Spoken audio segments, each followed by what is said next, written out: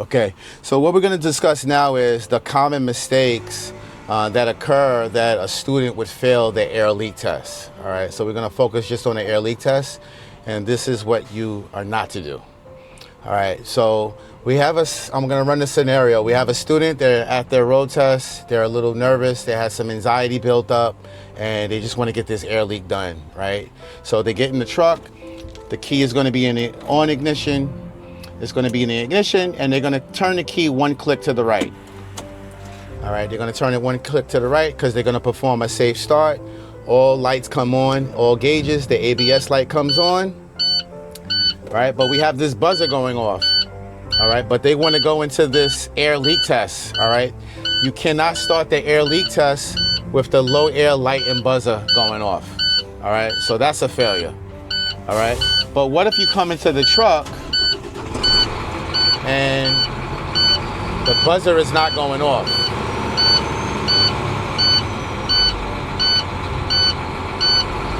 So I just started the truck up so that the buzzer is not going off.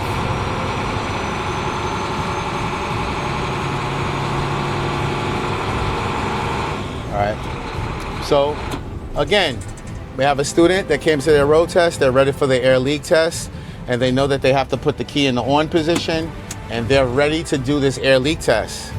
All right. But they're so anxious that they put their foot on the service brake and they release the tractor and the trailer parking brake. However, they failed to get the gauges to 120. All right. Both gauges are way below 120 at this point. So this test should not have been started. All right. So this particular student would fail. All right, so you got to always remember to get the air to 120 in order to perform this air leak test. All right, but let's say that we have a student that remembers to get it to 120. All right, so they get in the truck, they turn and start the vehicle up, and they see that it's low, so they're going to build up the air pressure to 120. So let's build it up to 120 until we hear the air governor. So we're going to charge this system. And we're going to keep the RPMs between 10 and 15 until we hear the air governor.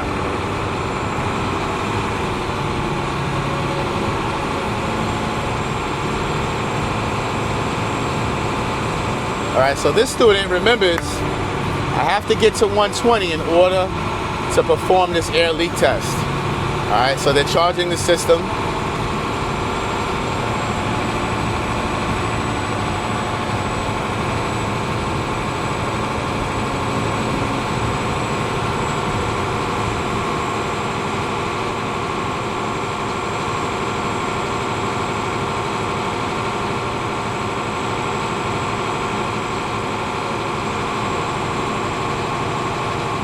Okay, we're almost there, charging it. And we're going to always charge it. Every time you charge the system, always charge it until you hear the air governor. It makes that sneeze song, like a sneeze sound, like a ch.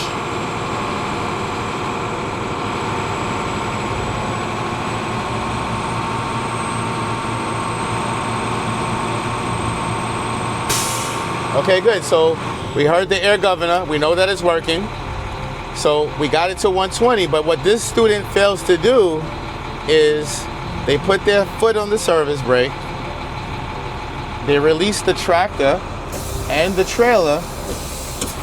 However, the truck is still running. You cannot perform an air leak test with the truck running. It's going to end up in an automatic failure. All right, you got to remember, once you get it to 120, you have to shut the truck off and put the key back into the on position. All right, so this would end up in a failure. All right, so let's say that this particular student sees that it's low and they're going to build up the air pressure. So we're going to bring it back up to 120.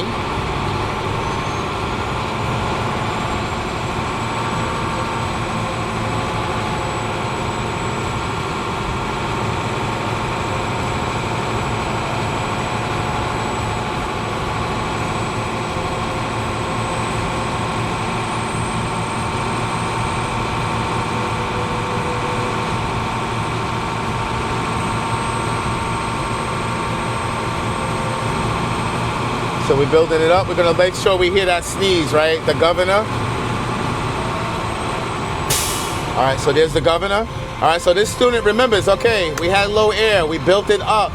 All right, now they remembered also to shut the truck off. All right, so they shut the truck off. All right, they put their foot on the service brake and they're gonna release the tractor and the trailer. All right, the problem is that they didn't put the key back into the on position.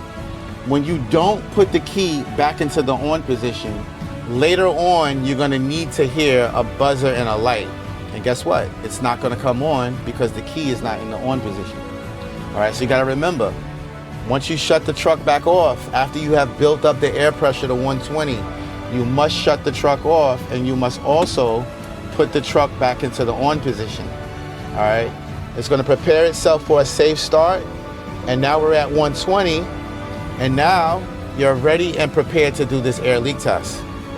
So, we're going over things that a student could possibly fail. So if the key is in the on position and you put pressure on your service brake, but let's say that this student failed to release the tractor and the trailer parking brakes. All right, if they fail to do that, later on, they're gonna be pumping the brakes and expecting them to pop out, and they won't pop out. Why? Because they were never released. All right, so you gotta make sure you set this up properly. You get it to 120, you shut the truck off, you put the key back into the on position, you put pressure on your service brake, and you release the tractor and the trailer parking brake. And once you release the tractor and the trailer, you need to expect that the gauges will drop from the 120. And at some point, they're gonna stop. That means that the system has stabilized. And once the system has stabilized, this is when you're gonna wait now 1 minute, making sure that you don't lose more than 4 pounds of pressure in 1 minute. So the system has stabilized, and we're gonna wait 1 minute. 1, 10, 30, 40, 50, 60. After 1 minute, I did not lose more than 4 pounds of pressure in 1 minute. There are no leaks. Now I'm gonna check for my low air warning system. My buzzer and light should come on at around 60 PSI, so I'm gonna now fan my brakes.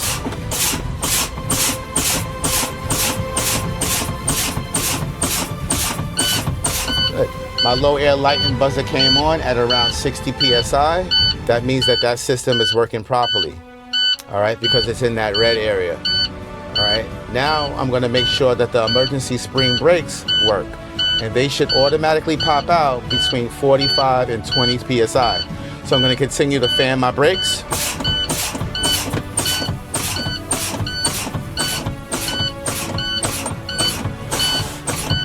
Good, now they both popped out. So that means that the emergency spring brakes are working. They both popped out between 45 and 20 PSI, all working properly. So that's gonna conclude possibilities of how a student can fail the air leak test. So rewind this, make sure that you don't do these common mistakes, and you're gonna have a successful air leak test.